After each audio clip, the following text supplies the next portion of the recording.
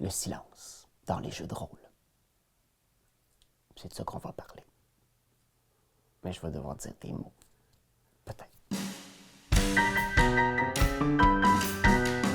J'écoutais une discussion avec deux grands maîtres de jeu.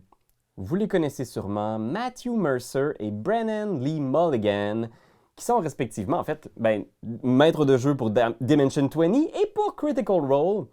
L'un et l'autre, les deux ont animé les games de l'un et de l'autre. Mais ces deux maîtres de jeu américains qui sont reconnus pour leur talent en improvisation, en storytelling, pour raconter des histoires captivantes. Puis il y a un extrait de leur conversation qui m'a vraiment intrigué. Ils parlaient justement du silence dans les parties de jeux de rôle, de ces moments plus calmes avant la tempête. Et Brennan Lee Mulligan dit qu'il a été très, très inspiré par la tradition japonaise du ma. C'est pas vraiment une philosophie, c'est un mot japonais qui veut dire l'espace entre les choses. Mais j'ai été fasciné par ce concept-là, qu'on retrouve beaucoup dans les œuvres d'art japonaises, que ce soit leur cinéma, leur bande dessinée, où on va prendre souvent un moment, une case, un plan, pour installer un moment de tranquillité avant un événement marquant. C'est le calme avant la tempête, littéralement. On pense au Sept Samouraïs, par exemple. Un film dans lequel on a un affrontement final, où on va justement avoir un combat sanglant. On pourrait s'attendre à ce qu'il y ait justement une musique intense, pleine d'action, des gens qui sautent, qui crient, qui hurlent, mais non. Il y a un moment de silence et de calme, de contemplation, où les adversaires vont se regarder, vont se fixer pour déterminer qu'est-ce qui va arriver. Est-ce qu'on va vraiment arriver à la violence? On a même des moments où on va voir de la pluie tomber sur le visage de quelqu'un, dans un pot, sur des fleurs. C'est comme si soudainement, ça remettait le combat dans un contexte. C'est pas juste deux guerriers qui vont s'affronter pour voir qui est le meilleur. C'est aussi tout un village. C'est les vies de tous ces innocents autour qui sont en jeu. Il y a plein de gens qui vont être affectés par ce qui va se dérouler aujourd'hui. Puis cette réflexion-là, moi, ça m'a vraiment fasciné parce que c'est vrai que dans Donjons Dragons, on a, je pense, la plupart du temps, la peur du silence. Parce que comme maître de jeu, on roule la partie, puis quand il n'y a plus rien qui est dit, on se dit, bon, ça y est, la partie ne fonctionne plus, les gens s'ennuient, il faut que je dise quelque chose.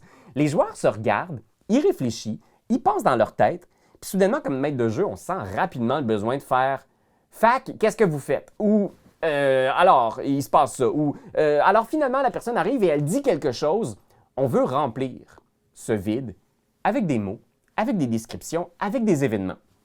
C'est un bon réflexe, je pense, d'essayer de garder le rythme de votre partie, mais ça peut être aussi un danger. Parce que c'est dans ces silences-là, parfois, que les joueurs vont vraiment prendre un moment pour réfléchir, pour vraiment essayer de voir comment leur personnage se sent. Puis je pense que comme maître de jeu, on peut cultiver cette philosophie-là de laisser de l'espace dans nos parties pour que les choses respirent. C'est-à-dire, vous n'avez pas nécessairement besoin de garder un silence total à la table, de mettre la musique sur pause, de mettre votre doigt devant votre bouche en faisant comme « On a plutôt besoin de laisser un moment où le mood peut devenir différent. Il m'arrive souvent, parfois, avant une partie importante, de demander à mes joueurs comment vous vous sentez, qu'est-ce que vos personnages ressentent. Je pense qu'il y a des joueurs qui sentent ça un peu comme un truc un peu forcé pour comment faire naître de l'émotion. Mais parfois, ce que je vois, c'est que ça permet vraiment aux joueurs aussi de faire naître leurs réflexions, de les verbaliser. Puis les autres joueurs vont participer en faisant comme « Hey, c'est drôle, moi aussi, je pense que mon personnage, il lui ferait pas confiance au roi. Je sais pas pourquoi. » Fait que je pense que ça peut valoir la peine, des fois, même si c'est une grosse session d'action, même si vous êtes sur le point de rouler l'initiative, même si tout le monde est comme sur le bout de leur chaise parce qu'ils savent que c'est le dernier jet de sauvegarde avant la mort pour un de leurs amis, d'arrêter l'action, de prendre un pas de recul pour aller vers le joueur qui est inconscient ou d'aller demander aux joueurs comment ils se sentent avant cet affrontement-là.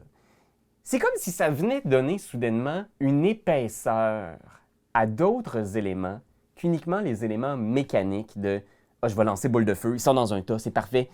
Ça va leur donner un petit moment pour réfléchir ailleurs. Je pense que c'est important aussi dans la structure de nos histoires, hein. Vous avez sans doute déjà entendu parler des 3 piliers du jeu de rôle.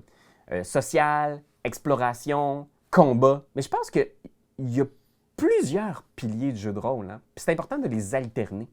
Des fois, on enchaîne les combats un après l'autre, ça n'arrête pas. Ça peut faire du bien de carrément prendre un moment pour juste faire respirer, dire à vos joueurs qu'ils s'arrêtent dans ce donjon-là, qu'ils allument le feu de camp, de mettre le focus sur un petit moment du quotidien de votre groupe d'aventuriers.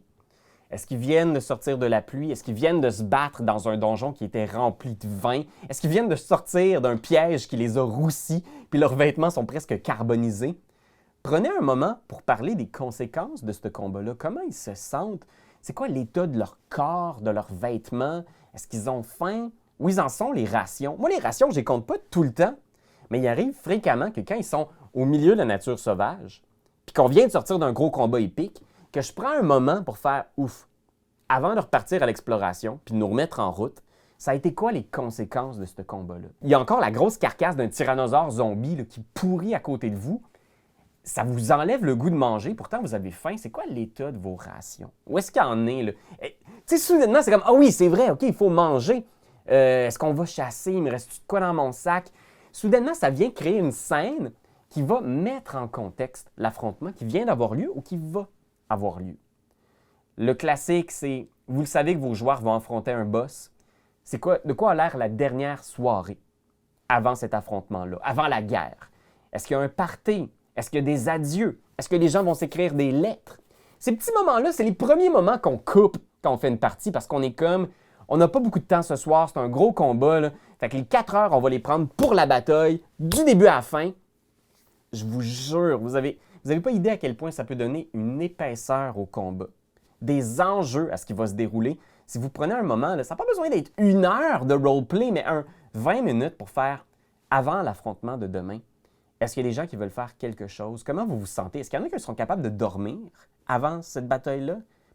Prenez des moments pour décrire les petites choses.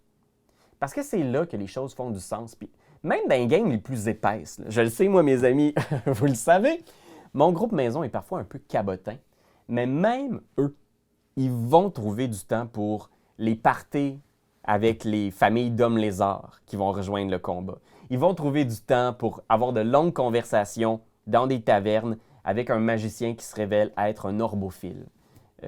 Posez pas de questions exactement sur ce que c'est. On essaie tous d'oublier l'orbophile. Mais vous comprenez, ça peut être de l'humour. Ça vient quand même prendre un moment où on va avoir une discussion, où on va rencontrer des personnages non-joueurs. On va parler avec l'aubergiste. Je le sais qu'on a le goût d'aller tout de suite au combat, mais c'est pas toujours là-dedans que ce qui est le plus beau dans vos parties de jeu de rôle va naître. Donnez-vous la chance d'avoir des moments de silence, d'avoir ces espaces-là entre les scènes d'action. C'est vraiment l'espace entre les choses, pas juste dans votre battle map, pas juste entre les adversaires, mais aussi dans votre structure d'aventure. Y a-t-il de l'espace pour que les personnages se révèlent, parlent d'eux, parlent comment ils se sentent, pour qu'ils rencontrent des humains, pour qu'ils s'attachent à votre monde? Fait qu'ayez pas peur de prendre cette petite pause-là. Que ce soit de quoi a l'air ton sac à dos. Tu sais, le sac là, que ton personnage ouvre, dans lequel il va sortir la trousse de premiers soins, de quoi elle a de l'air après toutes ces aventures? Ton épée que tu viens là, d'utiliser pour vaincre Acererak, comment elle est après le donjon de la tombe de l'annihilation? Tu sais? On se rappelle que tu as failli l'échapper un moment donné, elle a presque été rouillée dans un piège. De quoi elle a l'air maintenant? Ça peut vous faire naître des idées mécaniques, mais surtout, ça laisse un moment pour vos joueurs de parler d'eux. Puis les gens aiment donc bien ça, parler d'eux. Je sais pas pourquoi, là, mais c'est comme un hack dans la vie, là. C'est gratuit, je te donne ça, là. Si tu demandes au monde de parler d'eux, puis de leurs personnages, puis de leurs petites affaires, ils vont capoter. Ils vont trouver que t'es donc ben un bon MJ. Puis là, la partie difficile après ça, c'est d'écouter leurs hosties de niaiseries plates. Fait que voilà Internet. C'était ma vidéo sur cette tradition ancienne. Mais c'est vrai que c'est vraiment intéressant. Je vais mettre en lien la conversation de Brennan Lee puis mon bon vieux Matty Boy, Mercerman. Je vais le mettre dans la description pour que vous puissiez vous aussi partager cet échange-là. Entre-temps, moi, je suis curieux, est-ce que vous gardez des moments de silence? Est-ce que ça vous ennuie? Est-ce que vous essayez ce genre de méthode-là dans vos parties? N'hésitez pas à vous abonner si vous voulez plus de conseils jeux de rôle pour D&D et autres. Puis si vous voulez voir des parties extraordinaires, abonnez-vous à notre Patreon. On teste plein de systèmes, plein de méthodes de jeu. On aime beaucoup explorer avec le jeu de rôle, fait que allez checker ça. Puis avec ça, on peut se payer des beaux rideaux. J'en ai pas trop parlé, mais c'est vrai que... Hein? Checkez ça! C'est-tu beau, ça, rien qu'un peu? C'est assorti avec mon gilet. On sait même pas parler. Bye, Internet!